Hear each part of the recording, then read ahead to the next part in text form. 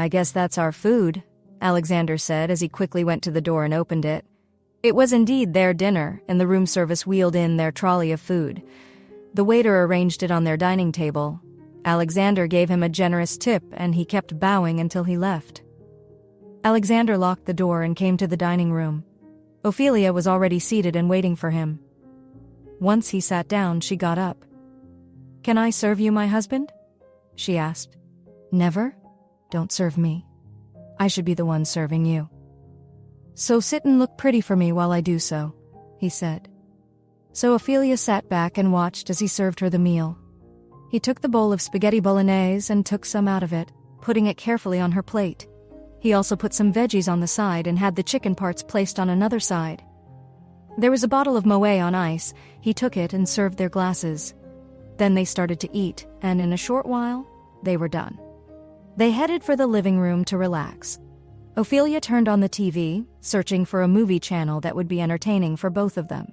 "Alexander, do you notice how your body feels? Or is it just mine?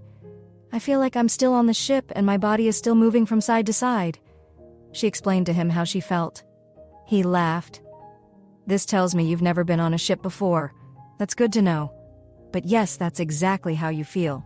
Your body will still have the after effect of the experience," he pointed out. "So when will it stop? I don't feel comfortable," she said, looking at him for answers. Alexander laughed again. "Don't worry, it will pass. Just don't pay it any mind. Once you're online, then you keep walking around. With time, you'll realize you don't feel that way anymore. You'll just notice that you're no longer feeling that movement anymore," he reassured her, still laughing. "Why are you laughing so hard? I see you are enjoying my predicament." "Well, I was wondering if it would take forever. Sometimes I just look around and it's as if I'm still on water but I'm on land. It's just so creepy," she exclaimed. "Well, I think I'll go to bed now," she said, getting up from her seat, and her husband got up with her. "Okay, let's go to bed together," he said. No, not that again. Please don't start this, Alexander. Allow me to go to bed first. You know how we do it," she said with her arms crossed on her chest. Alexander sat back and looked at her. "Okay, my queen, go first." As soon as he said this, she quickly went to the bedroom. She took her shower, wore her nightdress, and came and lay down. As soon as her head touched the soft pillows, she fell asleep.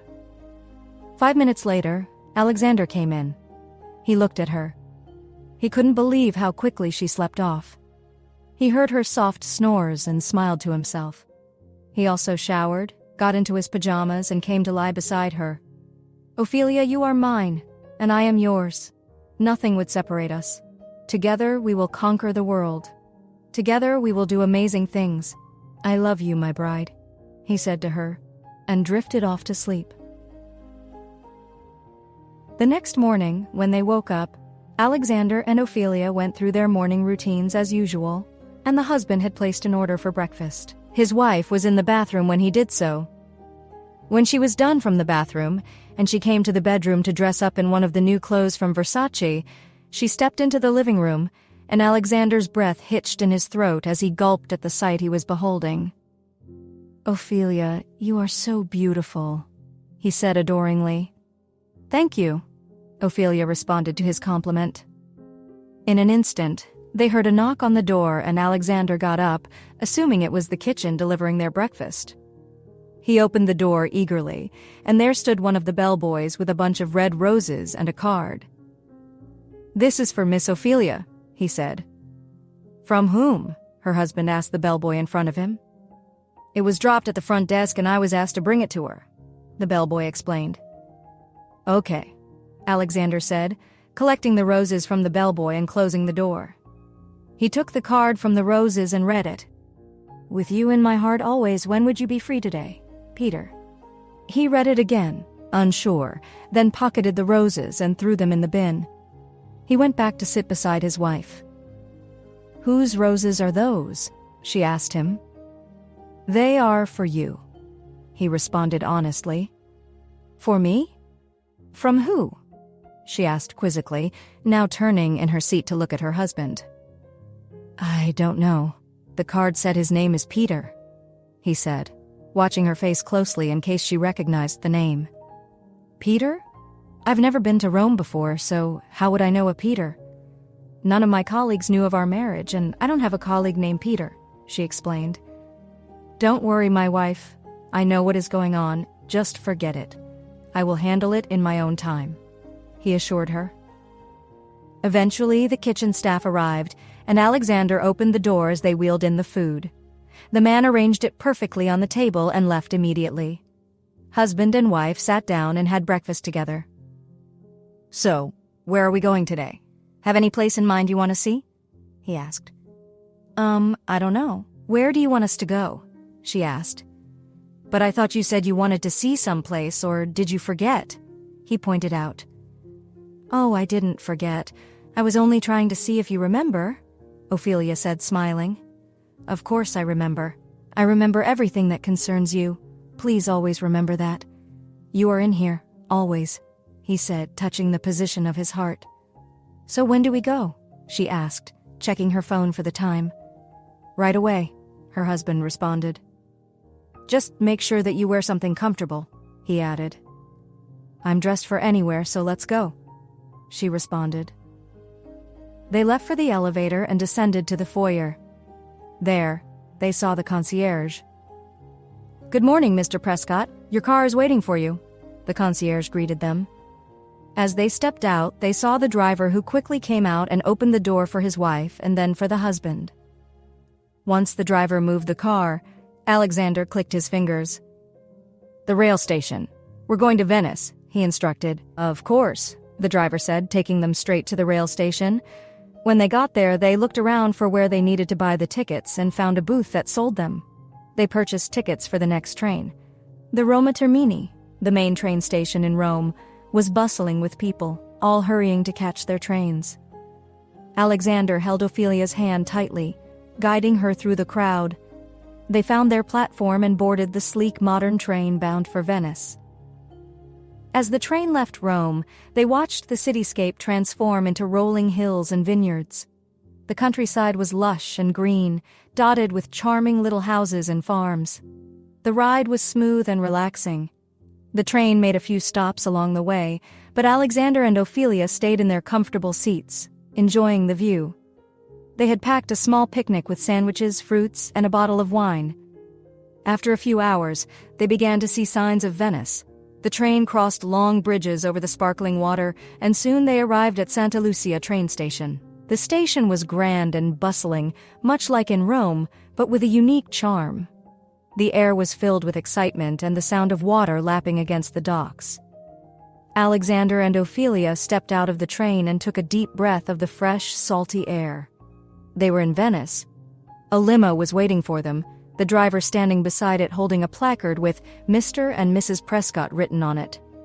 Instantly, Alexander knew this was the car he had arranged before they set off. He held his wife's hand and pulled her towards it. The driver, recognizing Mr. Prescott, hurriedly went to the side of the car and opened the door for them. They headed to the Danieli Hotel. In a few minutes, they had gotten to the harbor. The driver seemed to drive carelessly, but Alexander was used to it because this was how they normally drove.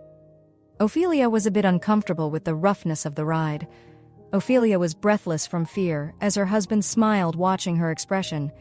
He couldn't have traded this moment for anything in the world. The hotel was located close to water, so they needed to get a boat to get to the Hotel Danieli. The hotel had already arranged a beautiful boat that would take them to their destination. Not again, Ophelia whined. She had not yet recovered from the turning and tossing of the ship she had entered, and now she was about to get into a boat. She felt helpless but knew that this was the only way to get to the hotel, so she grumbled but entered the boat anyway. At the Danieli, the concierge was waiting patiently for them. When he saw them, he was happy. They had been waiting for him for days. He had not said specifically when he would arrive, but the owner of the hotel had told them to prepare for his friend. He walked up to them immediately. "Please, let me escort you to your suite," he offered. "Lead the way," Alexander answered. The concierge led them to the elevator that took them to the floor where their room was. When they finally got to the room, the concierge opened it with the keycard provided. When they stepped into the room, it was palatial. It was beautifully decorated with a modern and Asian style that made you almost believe that you were in Victorian times. The beauty and elegance of the place was a sight. "This time, Mrs. Prescott, I hope you have a pleasant stay and enjoy yourself at our hotel. Please do not hesitate to let me know if you need anything at all," the man said, drawing their attention back to him. "I would like you to know that the limo is at your service anytime you need it, and the boats are also available for your use. If you have any questions or concerns, please let me know," he added. "Thank you very much," Alexander said. "By the way, what is your name?" "It's Leonardo, sir," he responded. "Okay, you may leave now," Alexander said, dismissing him. With a nod, Leonardo made his way out of the room. "How do you feel being in Venice?" He turned and asked Ophelia. "It's so beautiful. Thank you so much for bringing me here. I'm so grateful," she said. He drew closer to her. "So, do I get a kiss now?" She thought for a while. "Only on the cheek," she said. He nodded in agreement. "We're definitely making progress," he said. Then Alexander pushed his face forward, showing her his cheek so that she could kiss it. As Ophelia leaned in to kiss his cheek, he turned his face so that his lips met hers.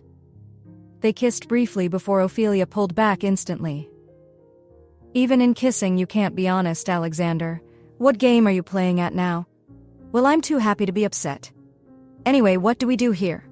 she asked quizzically. "I think we should do a tour first," Alexander stated. As he spoke, a call came into her phone. Without looking at the screen, she hoped it was her sister, so she picked it up. "So you think you are safe with him? You had better watch your back,"